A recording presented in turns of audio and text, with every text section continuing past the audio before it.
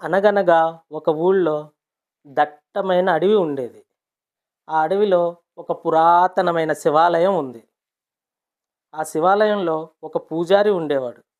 ఆ పూజారి చాలా భక్తితో, నమ్మకంతో శివునికి పూజలు చేస్తూ ఉండేవాడు.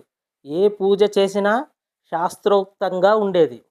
అలంకారాలు, పూజలు, అభిషేకాలు ఏది చేసినా సరే చాలా శాస్త్రోక్తంగా చేసేవాడు, భక్తితో చేసేవాడు. అతనికి చిన్న గర్వం ఉండేది. నేనే శివయ్యకు ప్రియభక్తుణ్ణి. నాకన్నా భక్తిపరుడు లేడు అనే చిన్న గర్వం ఉండేది. అదే అడవిలో ఒక బోయవాడు ఉండేవాడు. ఆ బోయవాడు కూడా శివయ్య భక్తుడే. అయితే శివయ్యని బోయవాడు ఎలా పూజించేవాడు? అడవిలో దొరికే ఆకులు, పువ్వులు, పళ్ళు తెచ్చి శివయ్యకి అలంకరించి పళ్ళు అవి నైవేద్యంగా పెట్టి పూజించేవాడు. అదేవిధంగా తను వేటకెళ్తాడు కదా, బోయవాడు కదా! ఆ వేటకెళ్ళినప్పుడు తెచ్చిన మాంసాన్ని కూడా ముందుగా శివయ్యకి నైవేద్యం పెట్టి అప్పుడు ఇంటికి తీసుకెళ్ళేవాడు. అయితే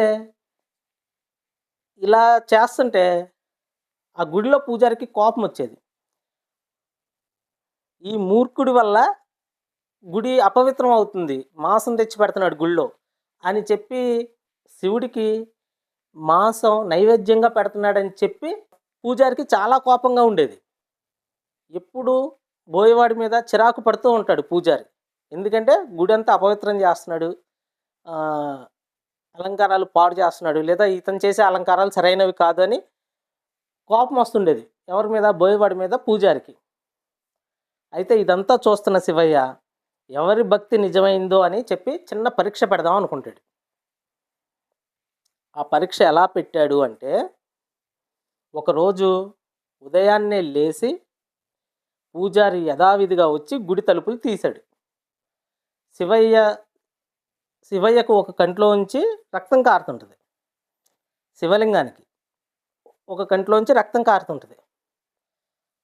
పూజారి కంగారు పడతాడు. శాంతి హోమాలు ఏవో చేయాలని పుస్తకాలు తీస్తాడు. అలాంటి శాస్త్రాలు చూస్తాడు. ఏవో మంత్రాలు చదువుతాడు. కానీ అది ఆగదు. ఇంతలో మన బోయేవాడు కన్నప్ప వస్తాడు. వచ్చి చూస్తాడు.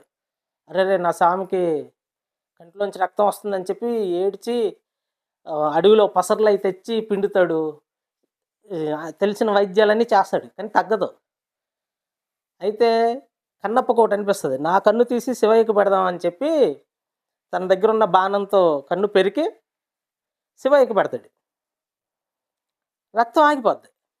కానీ వెంటనే ఇంకో కంట్లోంచి రక్తం కారడం మొదలవుద్ది. అప్పుడు కన్నప్ప నవ్వి, ఆహా! నాకు ఇంకో కన్నుంది శివయ్య అని చెప్పి కన్ను తీయబోతాడు. మరి ఈ కన్ను తీస్తే 2 కళ్ళు కనపడవు. కన్ను ఎకలా పెట్టాలని చెప్పి ఈ కాలు శివలింగం మీద పెట్టి గుర్తుకి అప్పుడు ఈ కన్ను పెరగబోతాడు. అప్పుడు గుళ్ళో ఒక మెరుపు మెరిసి, ఒక దివ్యమైన వెలుగు వెలిగి, సాక్షాత్తు పరమశివుడే దిగొచ్చి,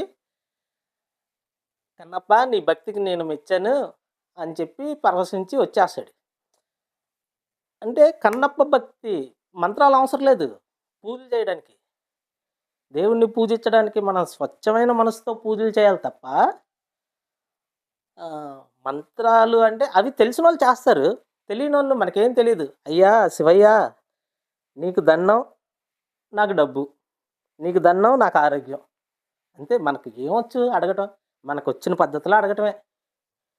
ఆయన నువ్వు ఏ పద్ధతిలో అడిగినా నువ్వు మంచి మనసుతో అడుగుతున్నావా లేదా అదే చూస్తాడు, ఇచ్చేస్తాడు. అంతే. పెద్ద పెద్ద పూజలు, లక్షలు ఖర్చు పెట్టి పూజలు ఆయనకు అవసరం లేదు ఆయనకి. నువ్వెంత భక్తితో పూజ చేస్తున్నావు అన్నదే ముఖ్యం. కన్నప్ప చూడు, ఆయన ఏం పెట్టాడు?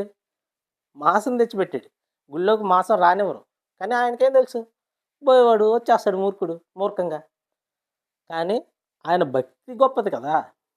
అలాగే నువ్వు దేవుణ్ణి ఎంత భక్తితో అడుగుతున్నావు అన్నదే ముఖ్యం. ఎవరికి హాని చేయకుండా, ఎవరిని హింసించకుండా, నీ వల్ల ఎవరికి ఎలాంటి నష్టం లేకుండా నువ్వు జీవిస్తూ ఏదడిగినా సరే తక్షణం నీ కోరిక నెరవేరినట్టే. ఎందుకంటే ఇవ్వగలిగిన వాడు శివయ్య, ఇచ్చేవాడు శివయ్య. సకల శుభాలు, సర్వైశ్వర్యాలు ఆయన పాదాల చెంతే ఉంటాయి. ఆయన ఎప్పుడిద్దామా అని ఎదురు చూస్తుంటాడు. అడగందే అమ్మైనా పెట్టదు. అడగడమే ఆలస్యం, ఇవ్వకుండా ఉండడు. ఓం నమ శివాయ. లోకా సమస్త సుఖినో భవంతు.